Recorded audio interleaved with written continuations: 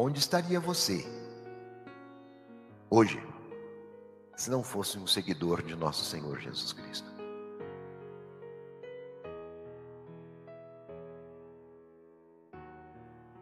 Depois, além dos 2000 anos da redenção, nós viveremos também os 500 anos da aparição da Virgem de Guadalupe, a padroeira da América Latina. A Virgem Maria, a primeira discípula, aquela que estava em Pentecostes, junto com os apóstolos, no nascimento da igreja, ela nos acompanha sempre. Para nós, a Virgem de Aparecida. É urgente, então, que nós cresçamos na sensibilidade daquilo que o Espírito Santo está nos dizendo, nestes tempos difíceis, para não desanimarmos, para não esmurecermos. E não é que quando vivemos dificuldades nós nos tornamos mais criativos? Nós encontramos um jeito. Quando nos sentimos provocados. Papa Francisco também disse que de uma crise nós nunca saímos iguais. Ou saímos melhores ou piores. E nós temos esperança. Vamos nos converter para sermos mais solidários, mais fraternos, mais humanos, mais gente. Mais gente.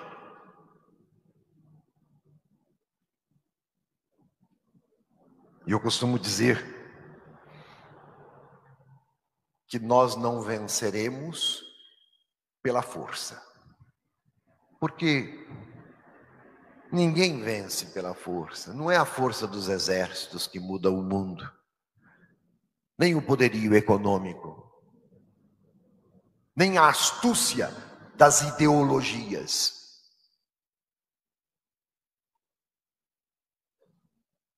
O que muda o mundo é a força do amor. Esta é a nossa força, queridos irmãos e irmãs, como igreja. Esta é a nossa força. O amor. O amor vivido, o amor testemunhado. Eu gosto de dizer que na cruz, e quem a contempla aprende essa lição, nós não vemos a potência da força. Jesus não tinha exércitos, nem o poderio das armas. Na cruz, ao contemplá-lo, nós aprendemos. Ele é um vencedor, não é um perdedor. E a sua força não está na potência das armas e dos exércitos.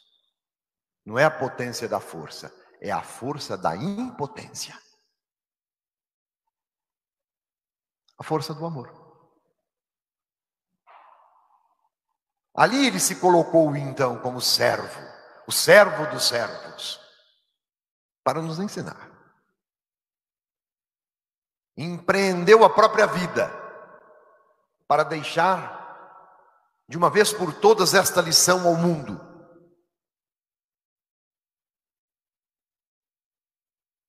A força do amor. E não é que a gente convence o outro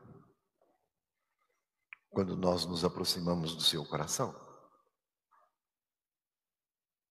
Não tem outro jeito. Não é assim que devemos fazer ao educar as crianças? Com carinho, com paciência, com jeito. No rigor, no tapa.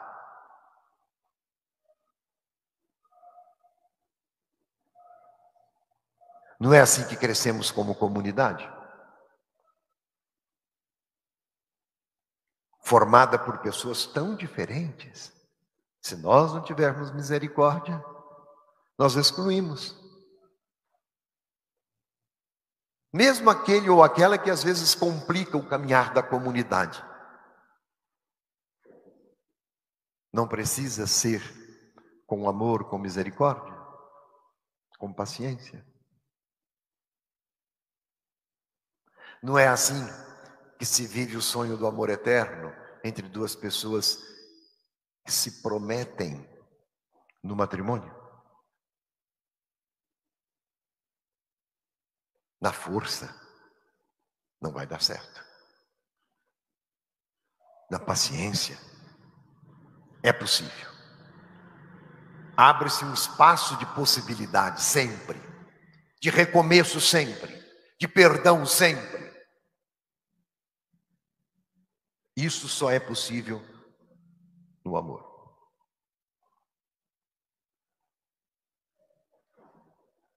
E é este o esforço do pontificado do Papa Francisco, que evangeliza o mundo inteiro e provoca o mundo à conversão. E a nós cristãos em primeiro lugar. Quer ver? Recordemos alguns documentos do Papa Francisco. Evangelii Gaudium, a alegria do Evangelho. O cristão não pode ser um homem e uma mulher triste. Porque tem a grande riqueza, descobriu o Evangelho. E porque descobriu esta pedra preciosa, não consegue guardá-la só para si. Por isso evangeliza. Evangelii Gaudium. A igreja ou é missionária ou não é igreja.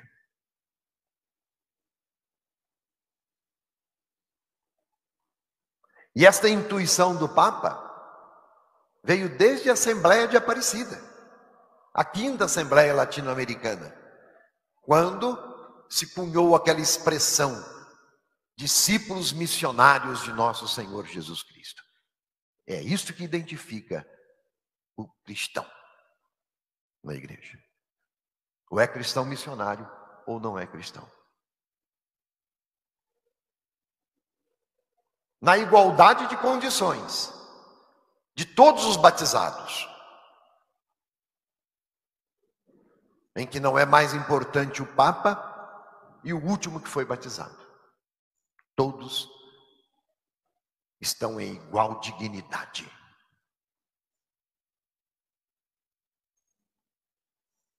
Daí a importância de repensar a estrutura toda da igreja.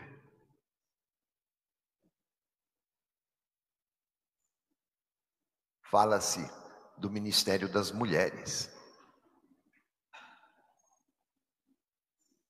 Se não é o caso de dar mais espaço a elas. Estamos conversando sobre isso, dialogando. Ninguém tem a resposta ainda. Diz o Papa, é o Espírito Santo de Deus que vai dizer. Não vai ser o meu querer, vai ser o querer de Deus. O protagonismo das mulheres na igreja sempre foi fundamental. Desde o tempo de Jesus, tivemos as mulheres que acompanhavam a Jesus, que o ajudavam na missão. Dentre elas, quero um destaque maior do que aquele dado a Maria, no projeto de salvação de Deus, ter escolhido a mulher para ser a mãe de Deus. E não é só uma questão funcional, não.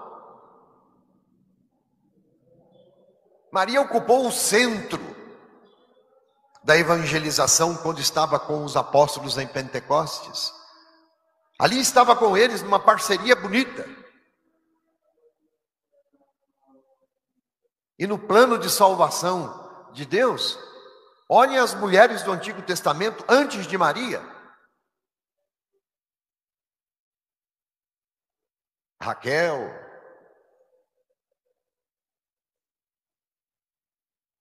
as rainhas do Antigo Testamento, que foram força de libertação para o seu povo, como Esther.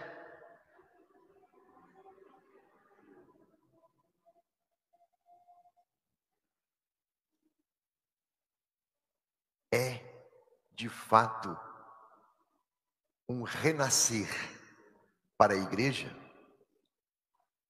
se nós crescermos na capacidade de ter olhos para ver todo o processo de libertação que Deus quis que acontecesse, em que todos com este processo fossem envolvidos e comprometidos. E igualmente no Novo Testamento.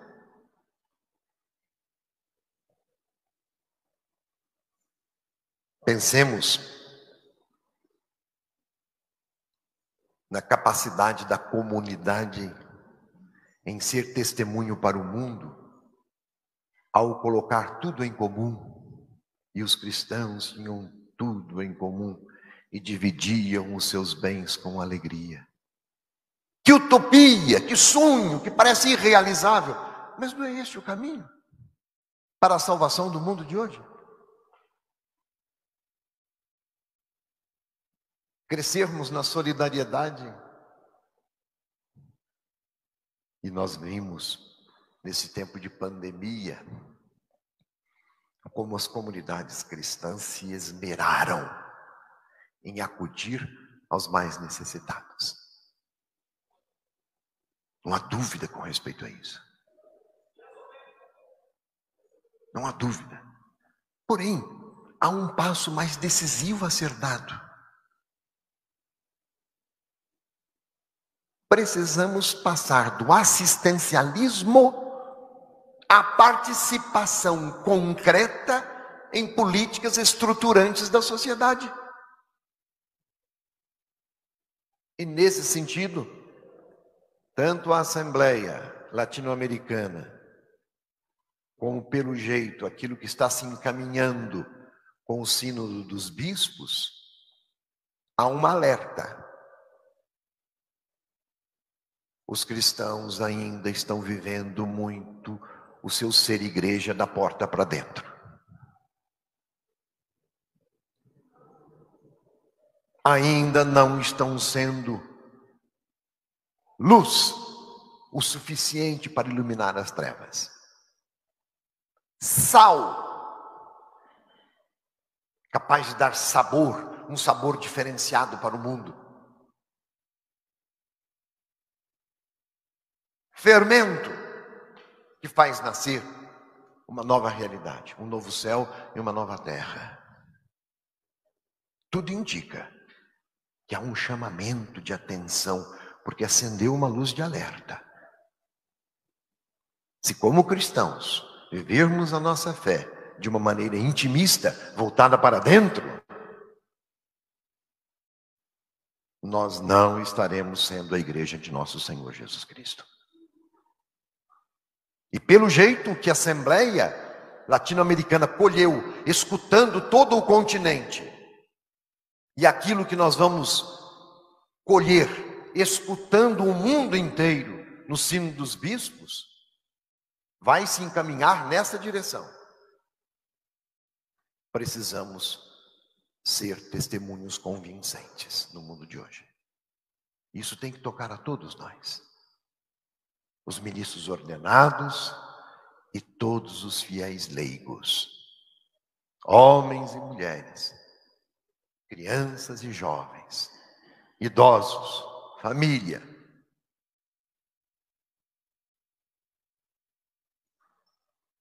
Ser fermento na massa. Parece que é este o grande desafio da igreja para o terceiro milênio. Vocês sabem de uma coisa?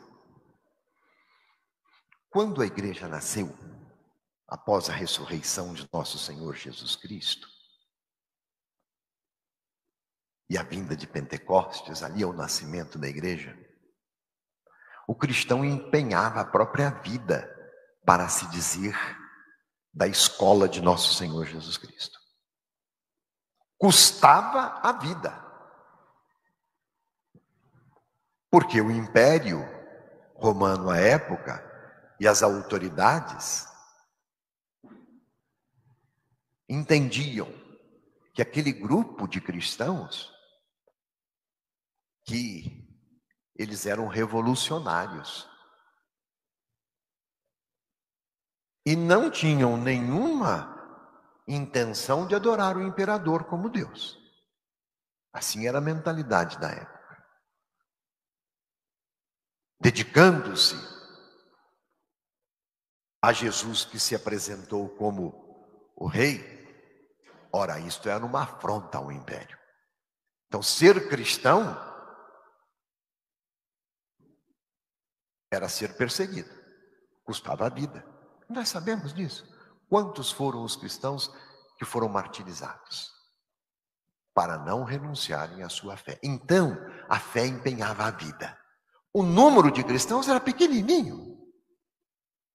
Eram células que foram influenciando a comunidade. Isso foi mais ou menos até o 4º século, até 400 anos depois da ressurreição de Jesus. O número de cristãos não era grande em relação a toda a sociedade, mas era um grupo influente, porque era grande a força do seu testemunho. Faziam a diferença no mundo. No mundo de escravos, eles eram livres. No mundo de grande pobreza, miséria, em que só os altos dignatários tinham uma vida digna, os cristãos diziam, pela própria vida, que era possível viver como irmãos, entre iguais.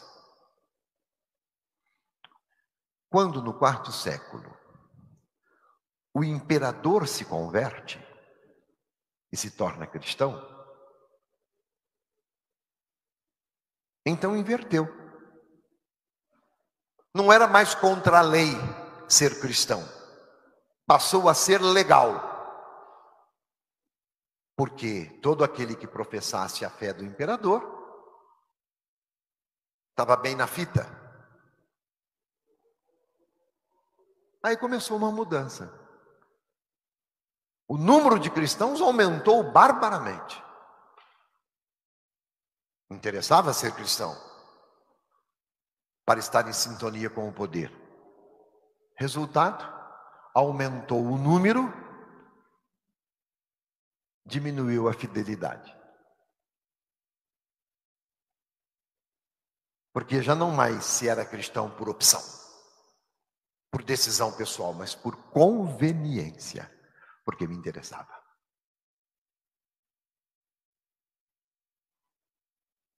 Então, meu irmão, minha irmã, olhando o passado, não deve encher os nossos olhos somente se a nossa igreja está repleta de fiéis. Claro que é uma alegria muito grande. O bispo mesmo fica muito contente. Particularmente as nossas comunidades são comunidades de muita gente que professa a sua fé, graças a Deus. Mas só isto não basta para nós nos contentarmos e pensarmos, estamos cumprindo com a nossa missão de batizados. É só a gente olhar para fora das igrejas e ver quanta gente está indiferente a Deus e não se deixa guiar pelo seu evangelho, mas por outras ideias tão distantes da proposta de nosso Senhor Jesus Cristo, e que por isso o mundo se perdeu, se desencaminhou. Parece que vale a lei do mais forte. Aí vem a proposta de nosso Senhor Jesus Cristo. Quando sou fraco, então é que sou forte.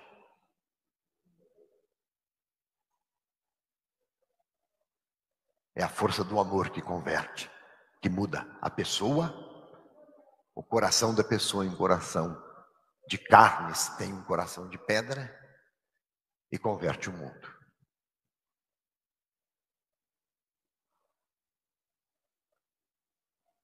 É isto.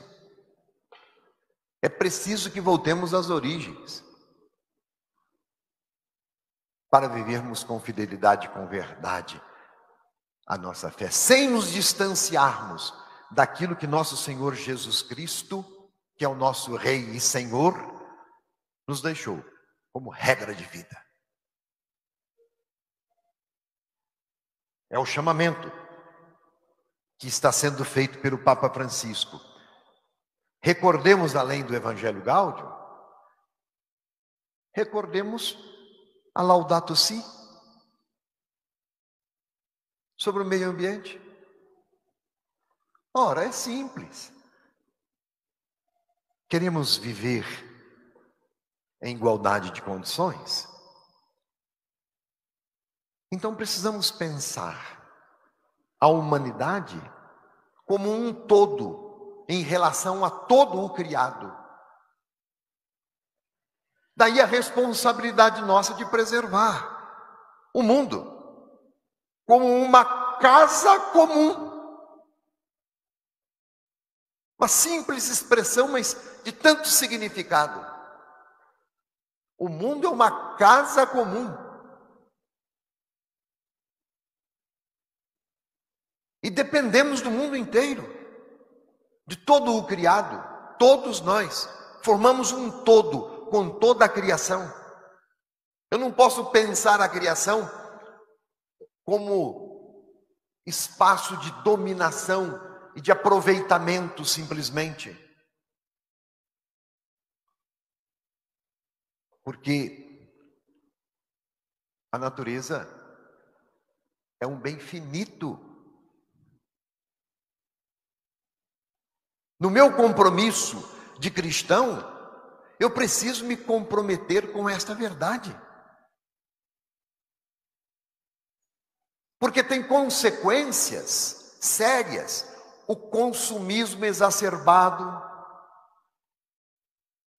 o descarte de tudo, a minha irresponsabilidade no uso da água, na destinação do lixo, parecem coisas que não têm nada a ver com a fé, diretamente ligado com a nossa profissão de fé. Tudo isto.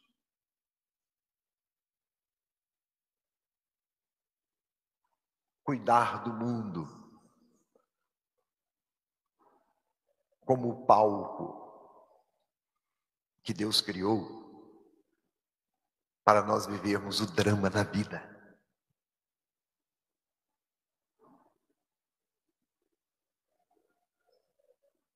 Veja, é um todo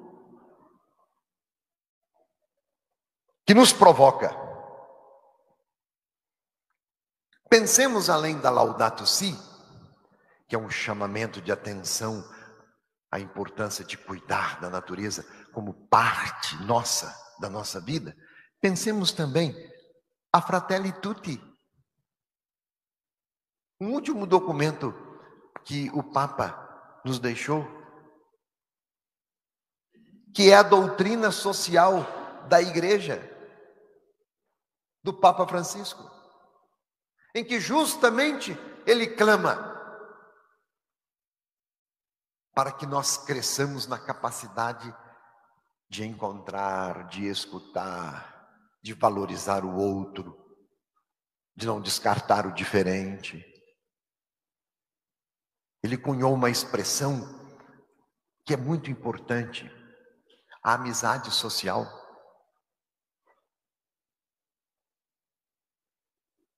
Em que todos nós somos corresponsáveis. Todos somos partes de uma casa comum, chamados a ser irmãos e irmãs. Então, caríssimos leigos e leigas da nossa arquidiocese reunidos no dia de hoje,